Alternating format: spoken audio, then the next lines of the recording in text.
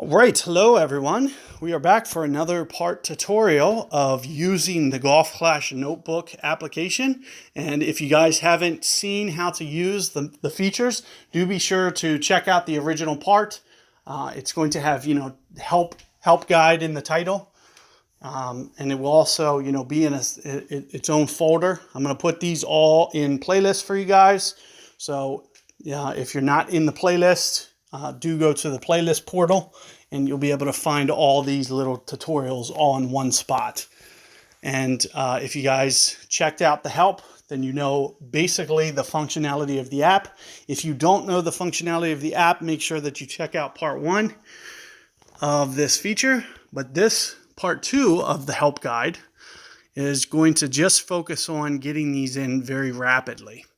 So as I mentioned in the other video, I can set this kind of where I want it. Once I'm happy with the height, go ahead and open it up.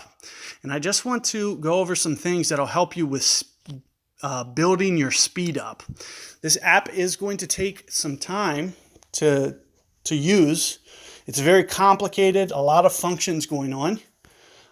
You might run into some timing issues, and that's what this video is going to help you with, is getting through the functions faster. It's going to take some practice. I recommend you guys staying out of high coin matches until you get the functionality down. You might want to play friendlies. You might want to, you could just stay in kind of one of the basic tours and just play around and start to use your ring adjustment for smaller scale adjustments, as opposed to, opening it up and doing all the crazy stuff first thing. Another thing, you might not want to play your tournament rounds on the very first use of this app either. So you want to go to the lower level tours, get your practice up. That way, once you get to doing the things, you'll be a lot more comfortable with them and have the speed and require to, navigate this app very efficiently. So let me go over kind of the basically overview of everything. There is 6 buttons here, and I'm going to press them all right now for you. And you can see that they respond very immediately when I press the button. So the first thing that you'll want to do is you'll want to select the ball. So one of the things that you can do for speed is you can set the ball in club, because you know what you're going to the tee and driving, for example. Or if your opponent is hitting his drive and you know you're in the fairway, you can set up your sniper. Or wherever, if you're kind of in between clubs, set one or the other. So say you don't know if you're in between long iron or, just get all the things in place. One of the things we also did, the power balls at the top here, you're only going to need 1 power ball per hole. So you only need to play with this slider 1 time. And as soon as I touch whatever power ball I want, I can go straight to elevation. Straight into elevation. I can type in whatever elevation. And if you guys watch my guides, I will help you with, figuring out the elevations for yourself.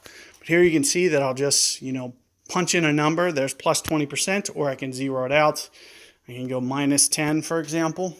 Most of your elevation adjustments are going to stay between, plus and minus 30%. For the uphill shots, you use the minus, as you can see on the elevation. Downhill, you'll use the plus adjustments. But you can get this in here rather rapidly. And then once I have it in, I don't have to hit that check mark at the bottom. I can go straight to the club. So if I know that I'm going to be on the wood, I can leave it to the cataclysm here, or I can switch it out and say, oh, I can see where I drove it. I played this hole yesterday in the tournament. I know where I'm going to be. So I can set myself up for, say, B52 or Thorn, for example, whatever it is. I can have this preloaded while my opponent is shooting. And similarly with the elevation, if you're in the tournament and you know what your elevation is going to be, one of the things that you can do is you'll either use my guides or your notes from yesterday. So if you make elevation charts for every hole, you can just make a note, oh, I used plus 10% yesterday, I liked it, it seemed like it was, downhill slightly. So I used the plus 10%, and it was pretty spot on. So I'm going to just stick with that adjustment. So you can build these sheets and say, oh, I'll just switch it ahead of time. Because I know from yesterday I used the plus 10 and liked it, for example. So knowing where you drove it and that you're okay in the fairway or wherever, you can change these elevations ahead of time. And similarly, you don't have to close down, and anytime, you don't have to even go in order. I can go straight from elevation to wind input. So I don't have to go in like any systematic order. I can hit any button that I want at any time. And what I'll do is I'll just hit the wind, input it in, for example. And you can see, if I have a little bit of uphill shot, I'll use maybe the minus 10%. 7.8 miles per hour. It will give me my ring adjustment.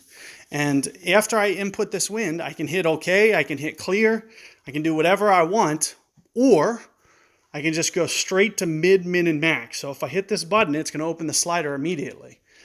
This assumes that I would have already scanned.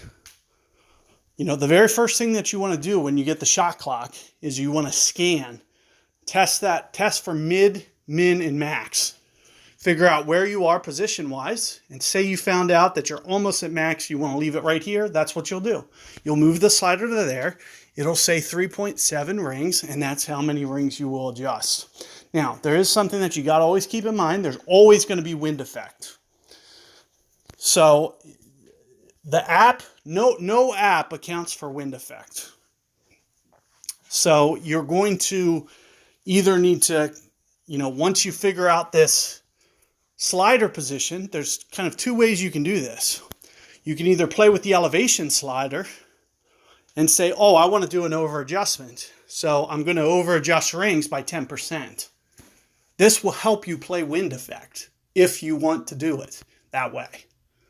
So you don't have to, whatever that number reads, say here it's 4.5, what did it say on that last one? 3.7 from minus 10 to plus 10. It was, a 20% extra wind. It changed almost an extra ring that you would have had to have gone. So this plus 10% is a way for you to overcorrect for wind.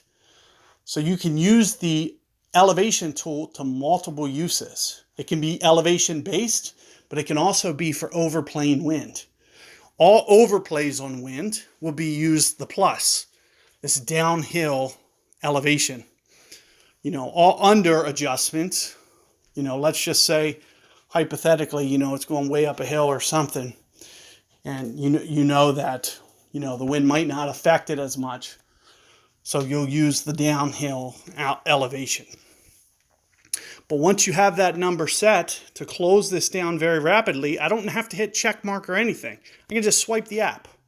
Automatically checks. Here you can see that I didn't turn my grid on. I probably want it, so I'll go on and I'll do the grid and I'll just close it down. So I never have to hit enter or anything like that. There's nothing specific that I need to do. Once I actually hit the button and get it set, you can see that I have everything in place here. So to build speed, you'll want to know these little tricks that I'm giving you. Additionally, I'm going to go in here real fast. I'm going to do a demo for you. So I'm going to switch my bag. Let's pretend that I just teed off. Now I am going to do this live for you guys too. So if you haven't checked out those videos, be sure to do that. There will be tutorials for that. But in this video, I'm just trying to help you guys with build your speed. So I'm going to do a little demo of building your speed right here. So let's say I just hit my drive. And my opponent's right now going. So one of the things that I'm going to do is I'm going to, open the widget, back up. I won't need to go here, but let's just say, I wanted to do this. I just want to show you, I'm going to go through all 6 of these and, you guys can time me or whatever. But here you're going to see I go here, I can reset, I can go plus 15, I can go to the club, I can set up B52. I can input a wind 4.6. I can go to this slider and figure out, the first thing that I'll do is I'll scan for this distance. You can see I already have my grid on, and I can close down the app just like that. So I'm going to do it one more time for you guys. This time, let's do it from afresh. So, for instance, you don't need to always do the stop app, but I just want to do it just so you can see that I'm going in with a very fresh window here. You'll never have to technically do that, but here I'm doing it just so I can go in. And you'll see everything that's reset. So here I'm going to just type in my balls. I can go, whatever I want here. Can input that. Max adjustment, I can get the grid on, swipe it down, just like that. So in 5-7 seconds, I can navigate that whole menu. And I just did all the features, which means that all I'm going to have to do is that initial scan. So the very first, right at the beginning of the shot clock, you're going to want to scan for max, you're going to want to scan for min. And you're going to find that range. Once you have that range in your memory bank, you're going to, move the slider to that position. Once you have the slider in place, another thing that I might not have mentioned, this little button below min here, it resets it. So there you can see if I do press it, it will reset it back to normal functionality where it's right in mid club. Here you can see that I have this nice little slider in place. I can swipe the app down. So that's one of the things that I can do is I can come in, let's say I put the wrong ball on, switch the ball, swipe it down real quick. So a very fast way to do things. So hopefully this video was beneficial to you and can help you with your time, work through some of these tools a little bit faster. Hopefully you guys found it useful. Be sure to check out my demos of actually using these in game. I'll be adjusting rings for you guys as well. And I'll be doing all my tournament guides like this as well, just so you guys can start to get a full understanding of using the functionality of this and getting more and more comfortable with it, because it's almost like relearning the game in a sense. It took me practice. It's going to take you guys practice too. So don't jump into the tournaments right away. Don't jump into the high dollar matches. Start to play around with it, get comfortable. Start working on that time management. Once you start getting that time management down, that's when you want to go tackle this in those rounds. And once you can get that speed to where you're kind of at my comfortable level, where you can see that I can navigate everything very rapidly, get it closed down, that's when you're ready to go. So good luck with this application, guys. Let me know how it's been going for you, and see you guys on the next demo tutorial.